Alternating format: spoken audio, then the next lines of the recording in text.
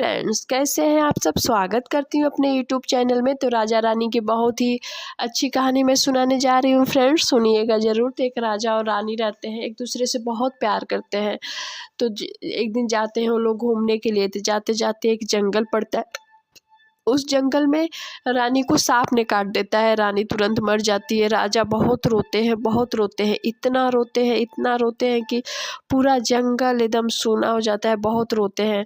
शंकर भगवान उधर से गुजर रहे होते हैं। जब राजा को इतना रोते हुए देखते हैं तो शंकर भगवान पूछते हैं कि क्या हो गया, क्यों रो रहे हैं। तो शंकर भगवान से राजा कहते हैं कि मेरी रानी है जो मर गई है, मैं इसके बिना नहीं रह सकता। शंकर भगवान कहते हैं सबका एक निश्चित समय होता है, निश्चित समय के बाद सबको एक दिन जाना ही है, तो आप इतना क्यों रो रहे हैं, इनका टाइम पूरा हो गया है, चली गई। वो राजा कहते हैं कि नहीं, मैं नहीं रह सकता, मैं भी मर जाऊंगा, मैं भी अपना प्राण दे दूंगा, लेकिन मैं नहीं रहूंगा। शंकर भगवान बहुत आश्चर्य में पड़ते हैं, बोलते हैं आज के ज़माने में इतना ज़्यादा प्यार करने वाले लोग भी हैं। शंकर भगवान कहते हैं कि एक आइडिया है, एक उपाय है, अगर आप चाहते हैं अपने पत्नी को जिंदा करना। तो राजा कहता है जो भी उपाय है मुझे बताइए। शंकर भगवान एक मंत्र बताते हैं और एक अंगूठी देते हैं। बोलते हैं इस मंत्र को पढ़ के इस रानी को अंगूठी पहना देंगे तो ये रानी जिंदा हो जाएंगी, और हाँ, अगर इस अंगूठी को जब भी आप निकालेंगे तो ये मर जाएंगी। ये अंगूठी आप ही निकाल पाएंगे, कोई कितना भी कोशिश कर ले नहीं निकाल पाएगा। खुद रानी भी अगर कोशिश कर ले तो इस अंगूठी को नहीं निकाल पाएगी, और इस मंत्र को बोल के आप अंगूठी निकालेंगे तभी ये निकलेगा। राजा ऐसा ही करते हैं। रानी उठ के बैठ जाती हैं और कहती हैं कि मैं कितना देर से सो रही थी। राजा ने कहा हाँ, आप बहुत देर से सोई हैं। रानी जब अपने उंगली में अंगूठी देखती हैं, बोलती हैं ये क्या है। तो राजा बोलते हैं एक बहुत ही अच्छी अंगूठी है जिसको आपको हमेशा पहने रखना है। रानी बोलती है ठीक है।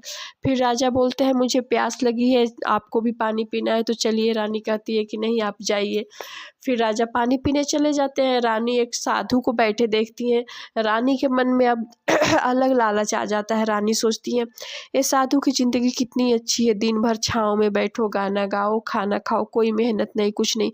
मैं तो दिन भर घर में रहते रहते परेशान हो जाती हूँ, मुझे भी ऐसी ही ज़िंदगी चाहिए। साधु से जब रानी बोलती है कि मैं आपके साथ जाना चाहती हूँ, आप मुझे ले चलेंगे। साधु बोलते हैं बिल्कुल, लेकिन राजा को क्या करेंगी। राजा वो बोलती है उसका मैं उपाय कर लूँगी। बस राजा पानी पी के आते हैं तो रानी बोलती है मुझे भी पानी पीना है। राजा बोले अभी तो बोली थी कि नहीं, तो यहीं पे बैठो, मैं पानी लेके आता हूँ। रानी बोलती नहीं, मैं भी चलती हूँ आपके साथ। जब राजा पानी लेने कुएँ से जब झुक के पानी निकाल रहे होते हैं तो रानी उनको धक्का दे के कुएँ में गिरा देती हैं। राजा कुएँ में गिर जाते हैं, इधर रानी साधु के साथ भाग जाती है। राजा कुएं में गिरे रहते हैं। एक ठो लड़का रहता है जो कुएं से पानी लेने के लिए आता है। जब देखता है कि कोई गिरा हुआ है कुएं में तो उनको रस्सी से खींच के बाहर निकालता है। वो एकदम मरने के जैसे राजा हो गए रहते हैं। उनका पानी सारा बाहर निकालता है लड़का, और फिर अपने घर ले जाता है, उनका इलाज उलाज करवाता है। फिर राजा से पूछता है कि कौन हो, यहाँ पे कुएं में कैसे गिर गए।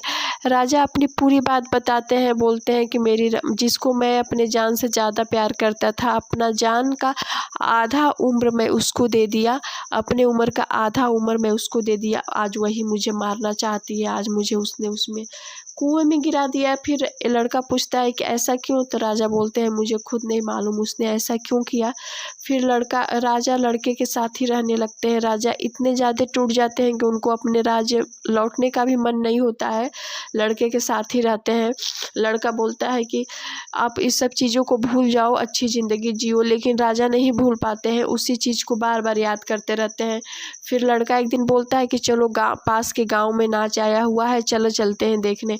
राजा का बिल्कुल मन नहीं रहता है, लेकिन लड़का ज़बरदस्ती ले जाता है। जब राजा देखते हैं कि नाचने वाली उनकी बीबी और कोई नहीं, उनकी बीबी है, रानी है, राजा को बहुत आश्चर्य होता है। वो लड़के से सारी बात बताते हैं कि ये तो मेरी रानी है जो नाच रही है, देखो जो उसके हाथ में अंगूठी चमक रहा है वही वो अंगूठी है, जो उम्र वाली अंगूठी है। वो लड़का बोलता है कि सच में। वो बोलते हैं राजा कि हाँ, रुको मैं अभी दिखाता हूँ, अभी मैं प्रूफ करता हूँ कि मेरी रानी है। फिर राजा क्या करते हैं कि रानी को बुला के, जब वो तो राजा को पहचान जाती है, एकदम चुप हो जाती है। फिर मंत्र बोल के अंगूठी निकाल लेते हैं रानी के हाथ से। जब अंगूठी निकाल लेते हैं तो रानी तुरंत वहीं पे गिर जाती है और गिर के मर जाती है। तो आगे की कहानी के लिए